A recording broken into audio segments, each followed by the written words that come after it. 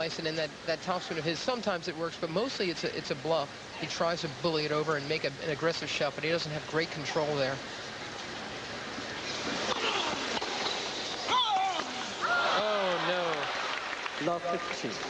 That's kind of painful. Mary, you know, we were talking about brothers, sisters in the top 10, Gene and Sandy Mayer. We certainly don't want to forget them, their exploits and capabilities on the tennis court. And I'm sure if you go back far enough, there might be some others.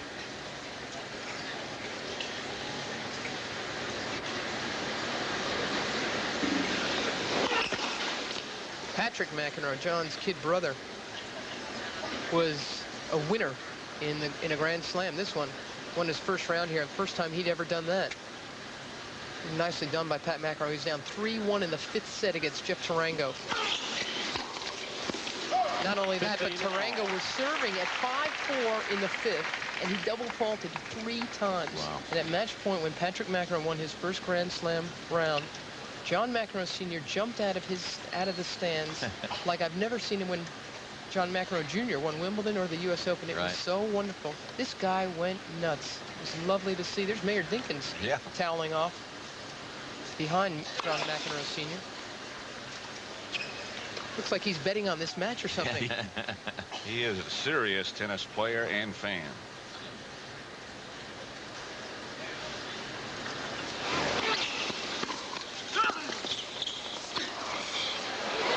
Good. Mayor Dinkins also deserves a lot of credit for the fact that we don't hear those airplanes firing out of LaGuardia overhead. He's a god around the tennis players in this event.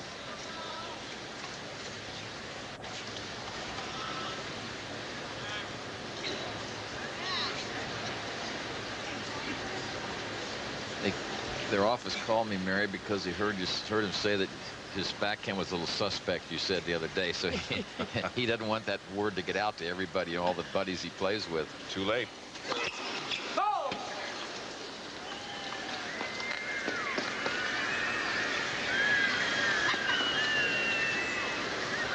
Quartas.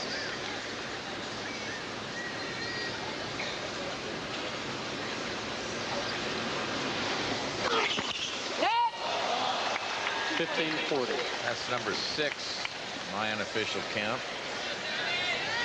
Boy, this is exactly what John McEnroe doesn't need. Get broken right back and throw this match back on serve after fighting so hard to finally break Sanchez in the last game. There's a double fault story. McEnroe's 6 and 6, 6 aces, 6 double faults. Sanchez 7 aces and no double faults. 2 break points.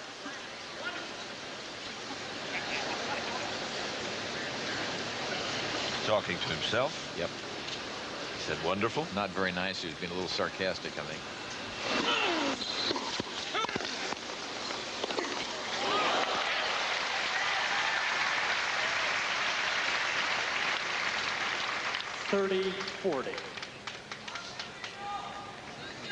Watch how tough it is. McEnroe gets in here and stretches down. That's a terrific shot.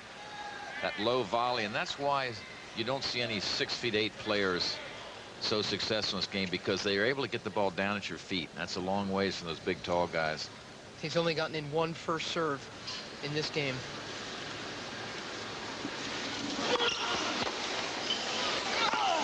Helps when he gets him in, doesn't it? Yep.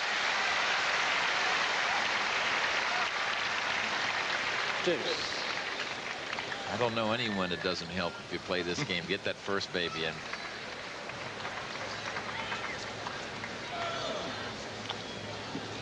We're at deuce. 2 big break points saved by McEnroe.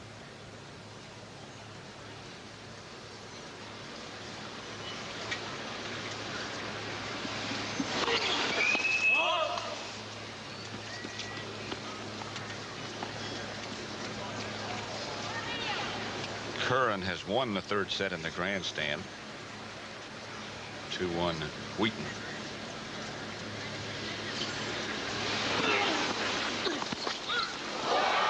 That kick at top of the net. That'll throw your timing off. Sanches does a good job to get around this left-hander's serve, hit a forehand, because that ball keeps coming into your body. You see it just touched the top of the tape. Again, break point now for Sanches. Trying to get back on the serve. McEnroe at 2-love in this fourth set.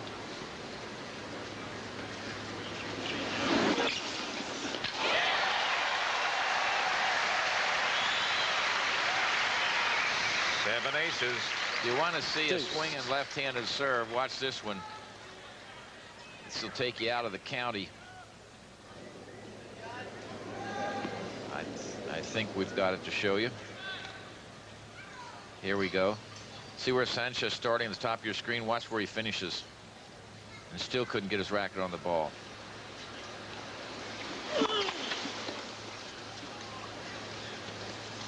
Sanches has had break points in 4 other McEnroe service games, and it's come through. Converted every time, right? Here comes another advantage. Another chance. In the fourth set.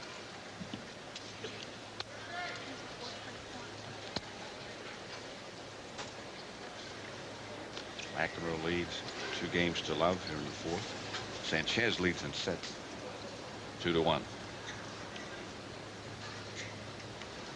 McEnroe went down the center on a break point in this court, and then next time at break point he swung it real wide. So Sanches can't know what he's going to come with.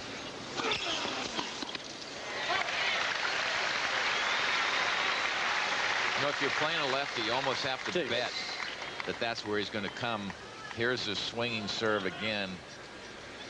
Comes wide. This one didn't get as wide. Sanches really had a pretty good play on this ball, but his feet were never set, see? If you stand a little more to your left to return that serve, so you're not moving, your waist not going out of the court, you have a better chance to make the shot and recover.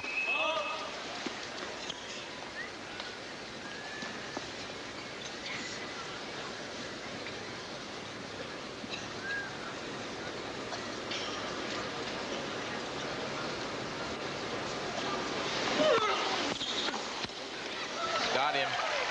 3 times in a row he's gotten around and hit that forehand on the return.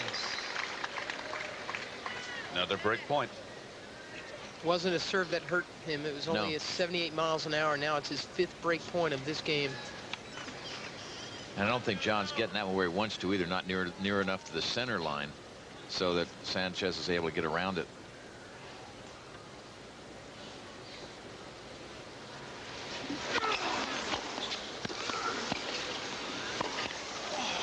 Missed it. Deuce.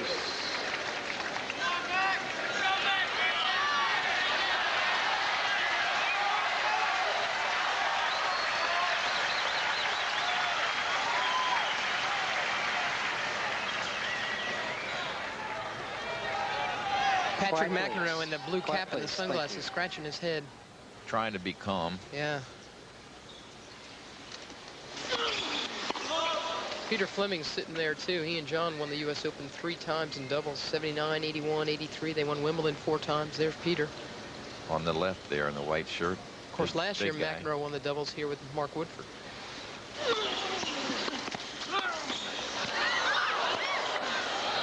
Again, Sanches goes for the big topspin backhand. Now that shot works well for him in doubles. But in fact, the last 2 topspin backhand passes he's tried have landed in the doubles alley. That's not good enough. This is the first game point for McEnroe coming up in this game. Sanches had enough time on that backhand, just didn't pull it off. He's made plenty of them.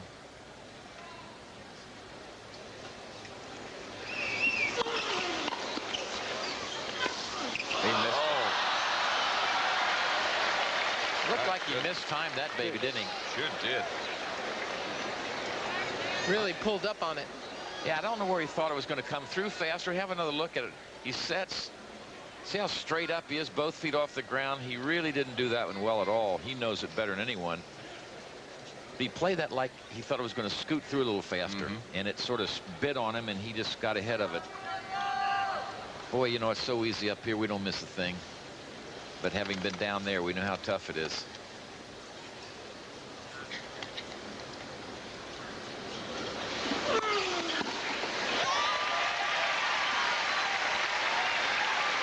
advantage, McEnroe. Sanches doesn't like the call at all.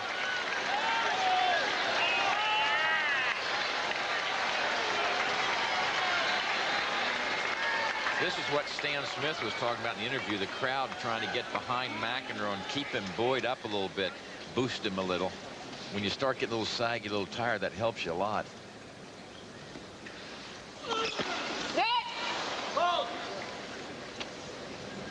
You'll hear a pretty good roar if he wins this game.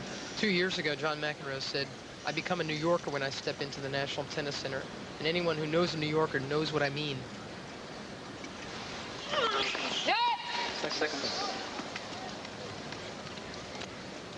He's also moved back to New York after spending a lot of years out on the coast, out in Malibu. He said he was sort of Hollywooding out. He needed the energy of New York. And I agree with him on that one. That's not the most conducive place to train, Malibu, California. You tried it for a while, didn't you? I lived in L.A. for 20-some years, but I didn't have enough money to live in Malibu. I always felt, I've been telling John that for years. There's Tatum O'Neal, Doug Saputo, and Jimmy Malmy from Douglaston, who've been watching John McEnroe play tennis for about 20 years. Good buddies of his from D-Town. But I used to tell John that all the time in the last couple of years. Move back to New York where you have to walk into a bar and guys ask you, how'd you lose to that commie? It doesn't happen in Malibu.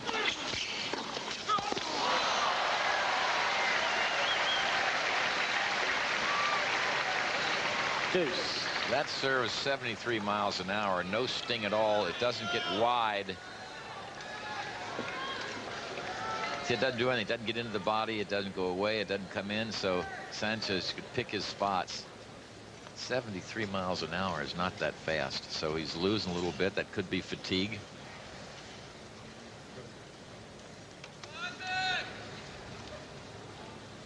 But he's hanging tough, McEnroe, trying to protect that service break he has here in the fourth set, trailing 2-1. Deuce. Now there you see McEnroe was a yard behind the baseline, so he's not getting in as well.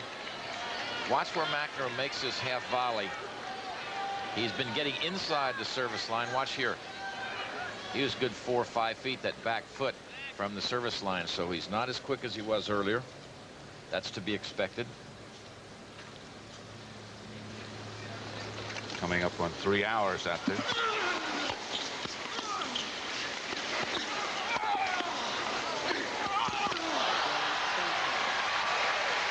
Sanches breaks. Here's how he did it. McEnroe, not enough sting on the serve. Good low return. Nice half volley by John. And then the whipping forehand. And that's all she wrote. Yeah, it makes it